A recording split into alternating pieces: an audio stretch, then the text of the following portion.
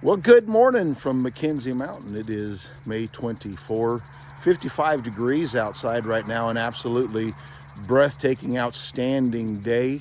It's supposed to get up to about 70 today. Koala Bear, quit that. Go lay down.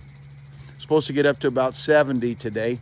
Uh, weather Weather-wise, that means it'll be about 80 or 90 inside the RV before the day is over. Of course, I've got the air conditioners to go if we need them.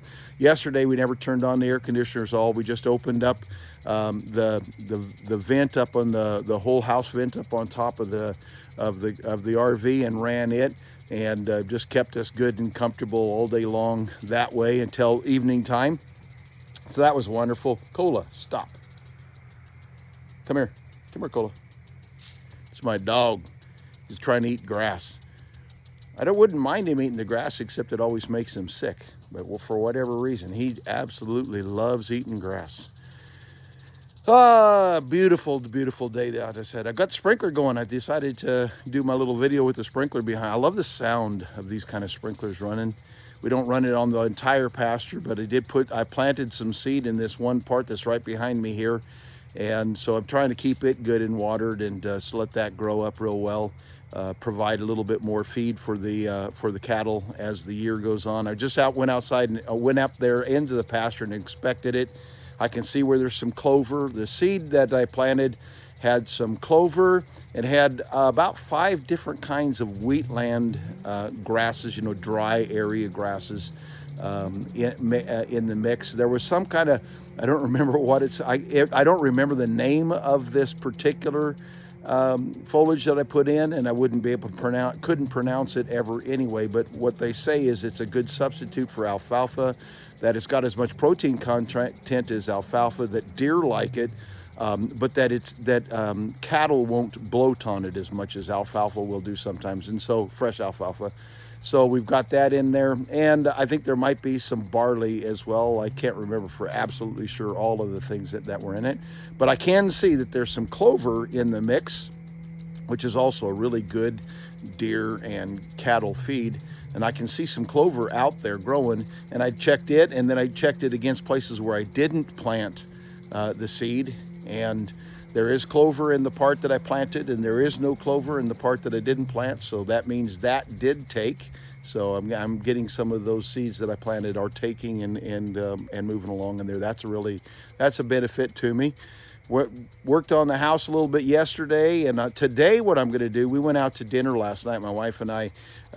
She was just kind of wanting to do something kind of fun. So there's a new coffee shop that opened. By the time that we got up, we were able to get out and get around last evening. The coffee shop was closed, and so she said we go try that new coffee shop that opened, or we could go to Fisherman's Cove. Now, Fisherman's Cove is a camping resort area. It's a place there's some campgrounds you can rent for your trailer to park your trailer in, or there's cabins there that you can rent and stay in. And it's the kind of cabins where there's the bed and all of that, but you have to bring your own bedding, your own towels, and so forth. So it's not like a motel. It's like a cabin that you're going to rent. You're going to bring your own things to stay there. And it's on Curlew Lake, so that it's primarily meant to be a fishing destination. When we were there, they have a little restaurant that's open. We found, talking to the people out yesterday, they're open from the end of May or the middle of May till about the 3rd week of October. Lady said that how she plans when they're going to close is she watches the past. She lives in Seattle, and she watches the past reports, and she moves back to Seattle. She closes up Fisherman's Cove and moves back to Seattle when just before the pass closes, and so Washington Pass on Highway 20. Anyway, so it's somewhere around the 3rd week of October, and she's opened up right about the middle of May. Beautiful place, wonderful people, friendly.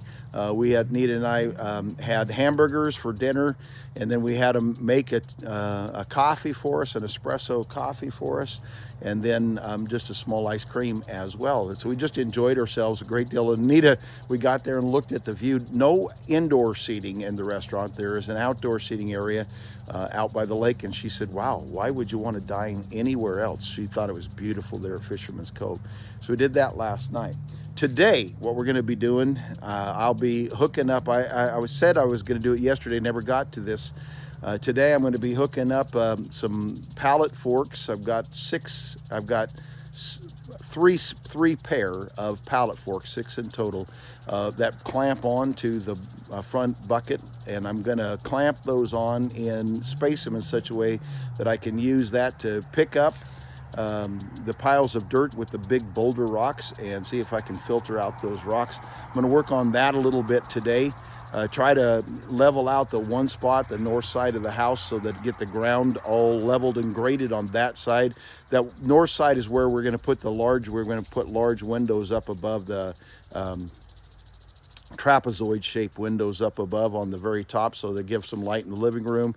And so I want to get the ground kind of leveled out and finished on that side for sure. Today it's Saturday, so I'm not going to do a whole bunch, but I want to do some on it. And then I did get into contact. My wife met at the Friday market yesterday. My wife met a couple that sounds like they just moved to the area from Bellingham, and he is a contractor. And so we're going to talk to him. And I also heard about another guy who actually attends Liberty Baptist Church, a young man, who he and a friend have just started a contracting business.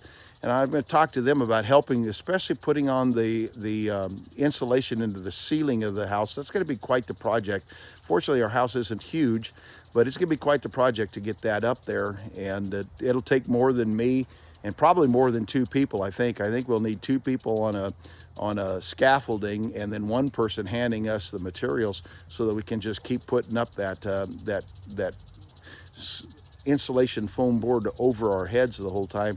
Planning on doing most of it with just liquid nails kind of stuff to get it up there. Anyway, so those are some of the things we're going to be looking at accomplishing through the day and through the weekend. And then next week, Monday, if not Monday, next week sometime, I don't know if he'll actually start on Monday, but next week the electrician comes and then starts to put in the power into the house. We're getting excited.